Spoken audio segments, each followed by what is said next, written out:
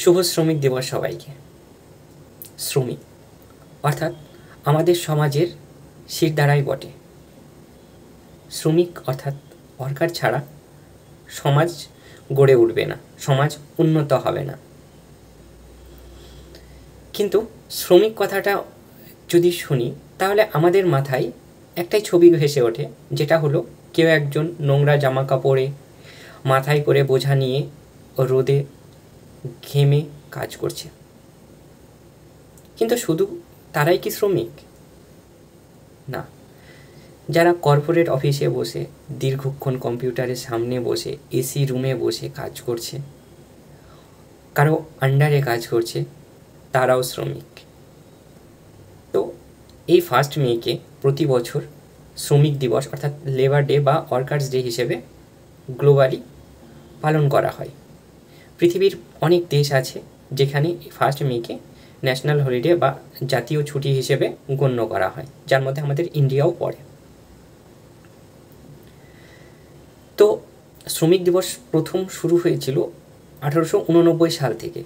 এই শ্রমিক দিবস শুরু হওয়ার পিছনে একটা বিরাট বড় ঘটনা ছিল। ঘটনাটা ঘটেছিল 1886 সালে।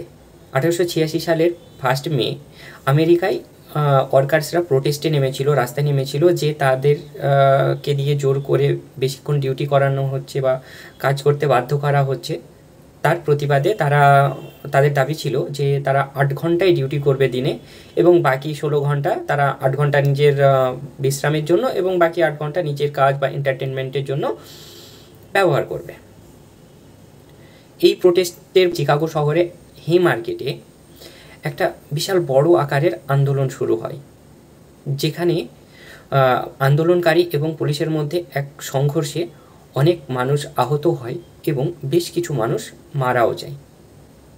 এটা ইতিহাসে হে মার্কেট অ্যাফেয়ার বলে পরিচিত। এই হে মার্কেট অ্যাফেয়ারের পরে 1886 সালের এই ঘটনার পরে 1889 সালে ইউরোপের প্রথম এই 1 মেকে মে দিবস হিসেবে পালন করা হয়েছিল, কারণ 1 মে প্রথম শ্রমিকরা আন্দোলন করতে শুরু করেছিল বলে। ইন্ডিয়াতে মে দিবস প্রথম পালিত হয়েছিল 1923 সালে চেন্নাইয়ের একটি সংস্থা Labour Kisan Party of Hindustan নামে। তো মে দিবসের তাহলে তাৎপর্য কী দাঁড়ালো? মে দিবসের তাৎপর্য দাঁড়ালো যে শ্রমিকরাও সমাজের একটা গুরুত্বপূর্ণ অংশ। শ্রমিক ছাড়া সমাজের উন্নতি সম্ভব না। তাই শ্রমিকদেরকে তাদের মর্যাদা দিতে হবে, তাদের দাবিও মেনে নিতে হবে। এটা ছিল মূল বক্তব্য। কিন্তু সত্যি ব্যাপার কি, এখনকার দিনে যত দিন যাচ্ছে দেখা যাচ্ছে যে শ্রমিক আন্দোলনকে আর সেইভাবে হয়তো বা মান্যতা দেওয়া হচ্ছে না। এই কথাটা বলছি তার কারণ হলো বেশ কিছু কর্পোরেট সেক্টর রয়েছে, বিশেষ করে প্রাইভেট সেক্টরগুলিতে ডিউটি আওয়ার্স যেটা 8 ঘন্টা হওয়া উচিত, সেক্ষেত্রে তাদের স্টাফদেরকে দিয়ে 9 ঘন্টা, 10 ঘন্টা, এমনকি 12 ঘন্টা পর্যন্ত ডিউটি করানো হচ্ছে।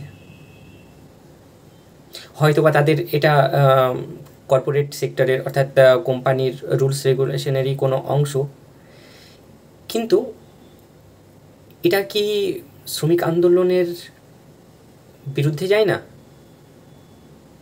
ভাবুন, ভেবে দেখার সময় আছে, ভেবে দেখা উচিত।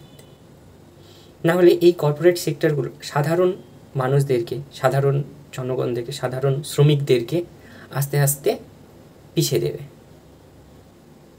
তাই শ্রমিকদেরকে সম্মান করুন, শ্রমিকদেরকে মর্যাদা দিন। শুভ শ্রমিক দিবস।